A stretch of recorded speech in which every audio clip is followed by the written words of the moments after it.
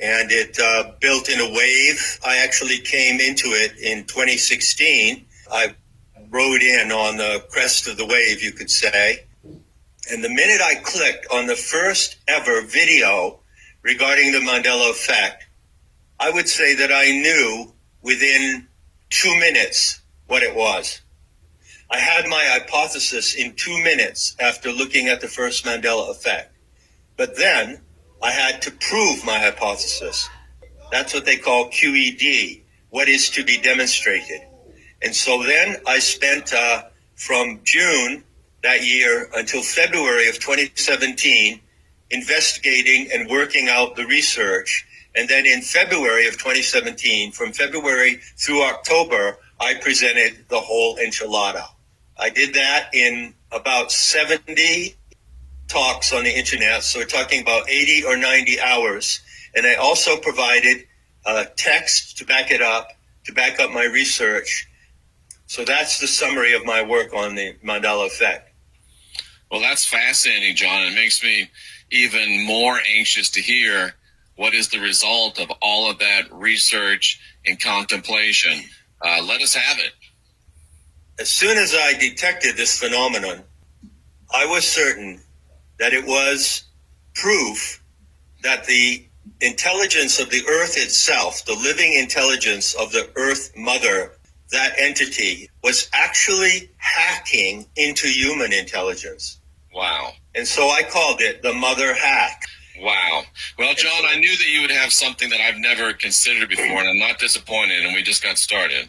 So, the Mother Hack. What is the Mother Hack?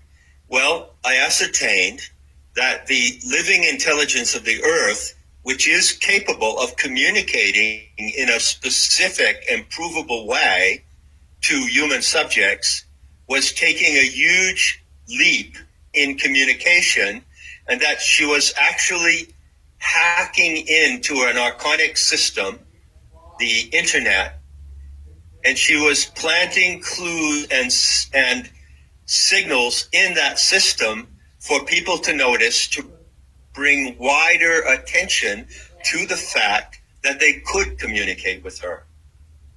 Wow. It was an outreach project.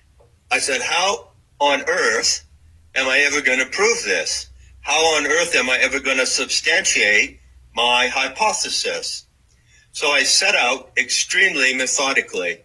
And the first thing I did when I began to talk about it in February of 2017, that's when I created Mandela Effect Decoded, the YouTube channel, was that I said, look, I'm going to do this systematically, scientifically.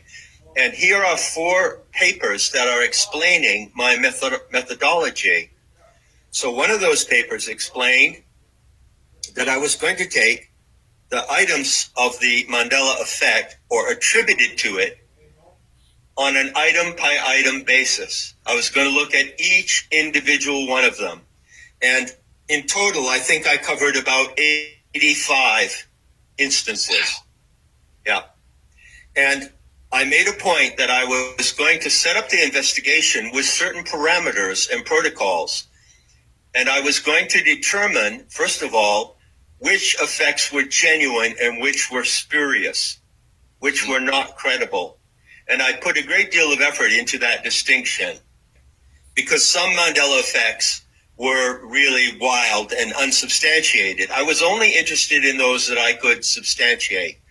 How can you tell a genuine effect if this is really a signal coming into the field of the human mind through the internet of a supernatural agency, which I have identified? How can you tell which are the genuine signals coming from that agency and which are merely the result of speculation and confusion? There were a lot of alleged Mandela effects that I found to be not genuine. And I based the criterion of genuine on one very simple feature: residuals. The term residuals was used in the community at that time. Right. And the residuals meant that if you had a case like Interview with a Vampire, Interview with the Vampire, there were 2 cases. There were 2 different memories of the title of that book and film. Well, the current memory, what I call the current memory, is the one that everyone or most people appear to remember now, which was Interview with the Vampire. But I didn't remember that. I remembered Interview with a Vampire. And so we had to go back then and find if there was any solid residual evidence that it had been a vampire and not the vampire. And there was residual evidence. There was evidence on book covers. There was evidence on Oscar presentations where someone named the film as competing in the Oscars and they said, a vampire. So over and over again, I said, I'm not going to consider any alleged Mandela effects unless there is solid residual evidence of them. And here were the categories. Film and TV dialogue, things that people said or didn't say. Movie book titles, like the one we just mentioned, right? Right. Very outstanding Mandela effect. Song lyrics. People were claiming that song lyrics changed. Well, I wanted to see if I could find proof that there was evidence of the previous song lyric compared to what is considered today to be the standard or remembered song lyric, okay? Celebrity names. Was it Sally Field or Sally Fields, right? Product names of Looney Tunes or Fruit Loops, things like this. How was Looney Tunes spelled? And things like this. Corporation logos, I'll get back to that in a moment. And then there were other cases which I didn't investigate so much because there was an enormous wealth of material at the time. As I said, the phenomenon was peaking when I came on board.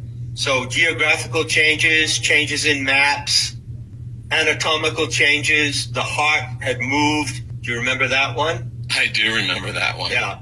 Strange animals appearing, sharks appearing that had anatomy that had never been investigated before, certain astronomical events, and last but not least, biblical text. Right. So those were my categories, and I couldn't possibly cover all those categories. So I concentrated on the ones where I was confident of finding residuals. Because without a residual, there is no genuine case to investigate. I really got hit between the eyes in the first week that I started to investigate, because I saw that there was one category of Mandela effect that was outstanding above all others. And it concerned the change in the emblems of cars. The emblems. Right? Yes. So you have on your car an emblem that marks the manufacturer of your car. And it so happened that in the front of all the incidents of the Mandela effect, it appeared that there were two outstanding cases. People were saying, look at the Volkswagen emblem. I don't remember it being that way. I don't remember it having a gap between the V above and the double V below. That was my memory. I don't remember it having a gap.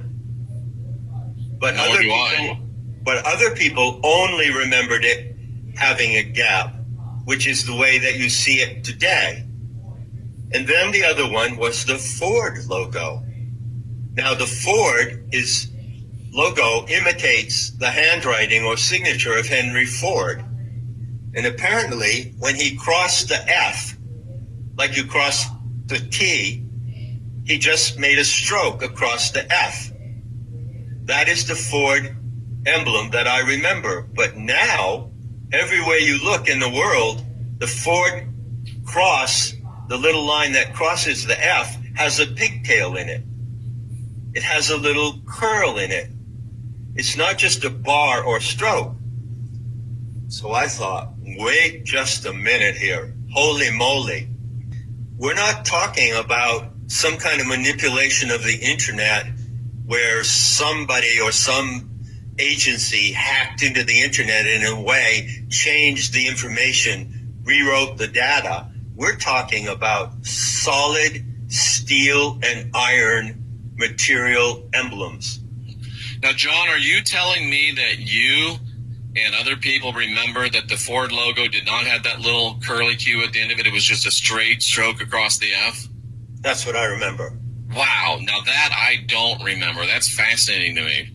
This implies that whatever bizarre or occult agency might be behind the Mandela Effect is capable of inducing changes in iron and steel.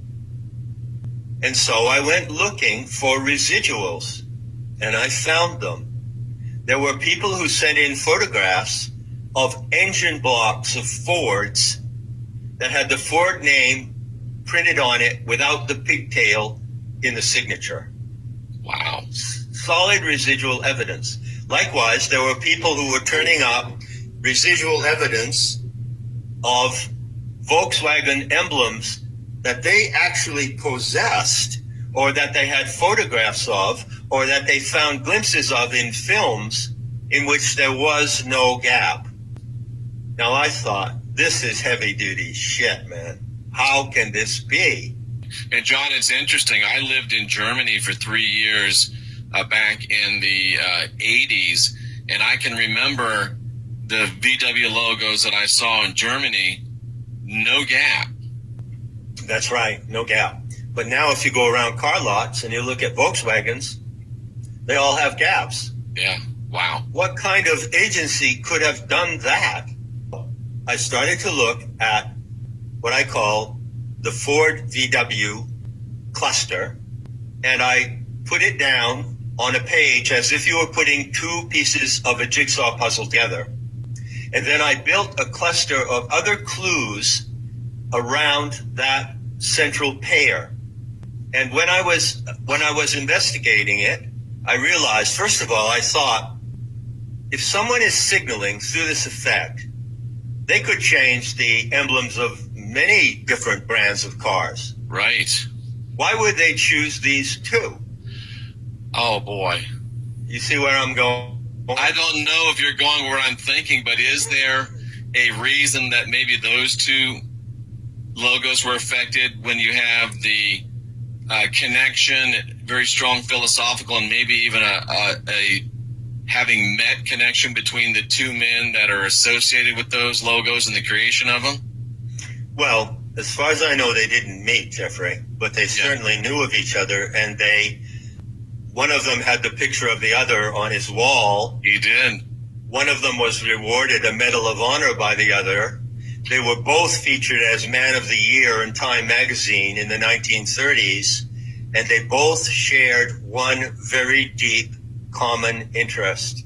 Absolutely. And one very deep common conviction. They shared the conviction that there was an evil cabal operating through politics, through academia, through all the institutions of society, and they were both intent upon exposing that evil cabal and opposing it. Right? John, you've just caused my spirits to soar just in a few minutes, because if, in fact, you're right, and the Mother Hack, one of the leading features of the Mother Hack featured those two guys, I would extrapolate, I know it's your time, but I'm extrapolating that the Mother Hack must have wanted us to have our attention drawn to the things that these two guys were trying to tell us and warn us about. Exactly. Right. One element of the Mandela Effect, it was a warning us about something. So I started with the Ford VW duo of puzzle pieces, and then I looked at other Mandela Effects, and once I had determined that they were genuine and I examined them, I found that they also resonated or correlated to that same warning. Well, I noticed, first of all, I have to tell you this because this is the most wonderful part. The word logo, L-O-G-O, we know what that means. Yes. But what is the plural of the word logo? Logos. And what is the logos? Logos is the revealed word, knowledge. Right. In Christian theology, Yeah. logos is that, but in Gnostic theology, logos is the planetary logos. Yeah. By the fact that there were two logos making up the word logos or logos told me that I was on the right track when I was identifying the source. It was quite a thrill. So then I noticed that there was this German thing going on. For instance, there were allusions to Germany and Germans. For instance, there was one Mandela Effect. It was about the Haas avocado. Was it spelled Haas or Hass? Yes. Now, I remember it spelled Haas, and I bought many Haas avocados in the health food store. But wait a minute. Just look at those two clues for a moment. By the way, I'm going to invite you to enjoy the fact that this hack was playful and mischievous. One might even say audacious, John. It was very audacious, but it was also playful with spelling. Spelling is casting a spell. Spelling is witchcraft. She was using, at the Aeonic level, her form of witchcraft, which is benevolent and playful, because that is how she is as a goddess. So look at Hass, Haas, or Haas, Haas. What does that resonate? Well, first of all, Yes. SS is a German Q, right? Yep. And the word Hass in German means hate. Who have we been told to hate more than anyone else in the world? The Germans. The Germans, right?